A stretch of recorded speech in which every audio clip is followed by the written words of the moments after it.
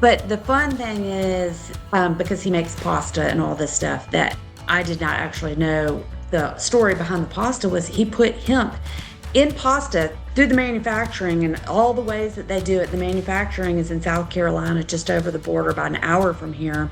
Huge facility, and presented to me at Valentine's Day.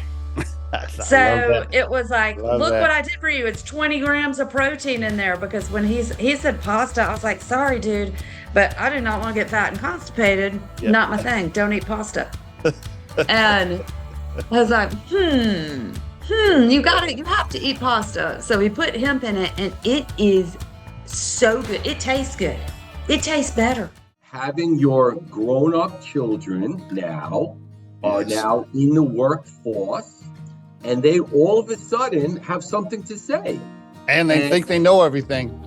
Oh my God. Oh my God. They're in the real world 3.5 days, and they have all of this knowledge and all of this experience. And oh my God, how did I do this all these years before you got here? I don't know how. For me, it was always, I stayed away from man-made drugs. I stayed away from man-made things. And if God made it that way, if it grew that way, then, I was cool.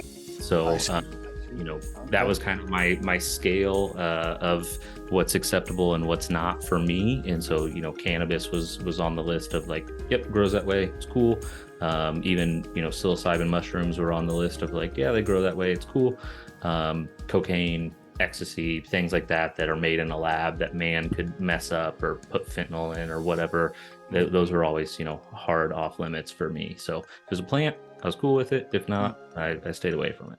Just to speak to that investor question, as far as, there's a lot of use, there's a ton of use cases. And I think as a learning moment for people that are in startups and raising money and have teams, it's irresponsible to chase every path. Now, you might have to chase more than one at a time.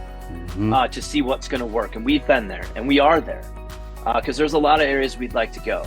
But I know that our investors that have invested want to know that we're focused. That's and we're out, and we're not throwing things, still trying to, see what sticks. I was completely buzzing with this sense of ambition and realizing that the technology companies we had come to know, the technology platforms we use, like Facebook and Microsoft and Apple and all the others, many of the others, they're not previously I thought those were created by some higher power that, whether it's sort of some huge corporate machine that had given us these platforms. And you realize that it's actually young, ambitious kids with various other qualities that are just sitting in their garages or their attics kind of figuring it out. And that paradigm shift was an epiphany for me, and I realized if they can do it, I can do it.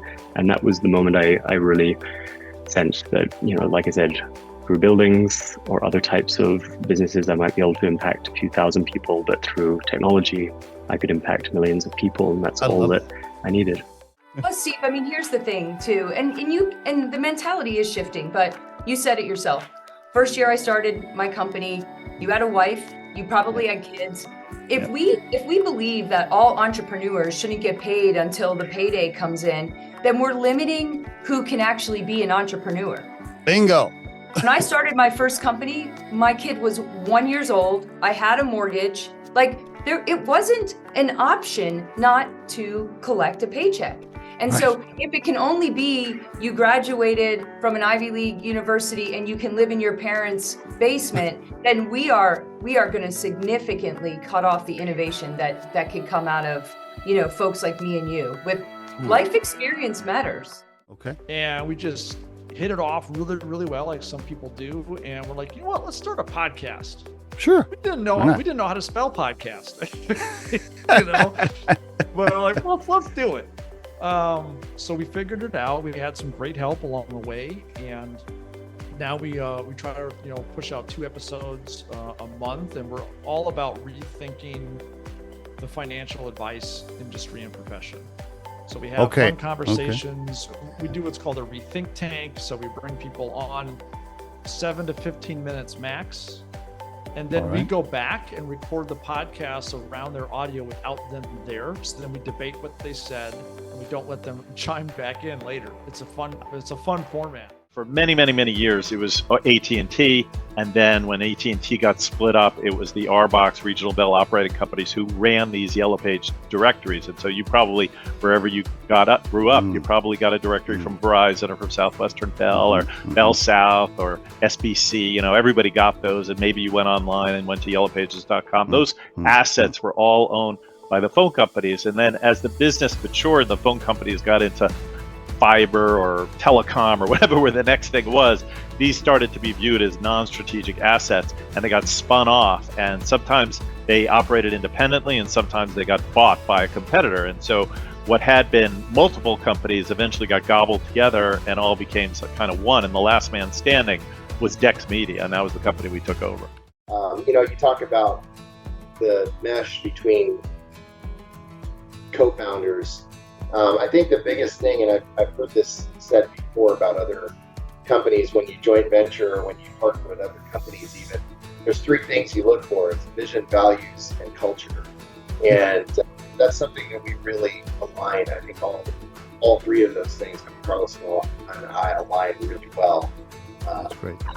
We're both passionate about changing the world this way. We know what we're doing is the right thing to do. So. It was definitely a challenging time, definitely a hard time, and really scary. More tears and more nightmares and more sleepless nights. Yes.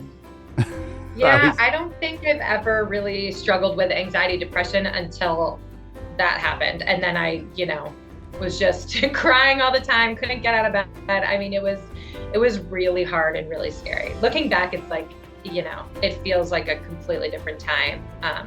And I'm really happy it's behind us.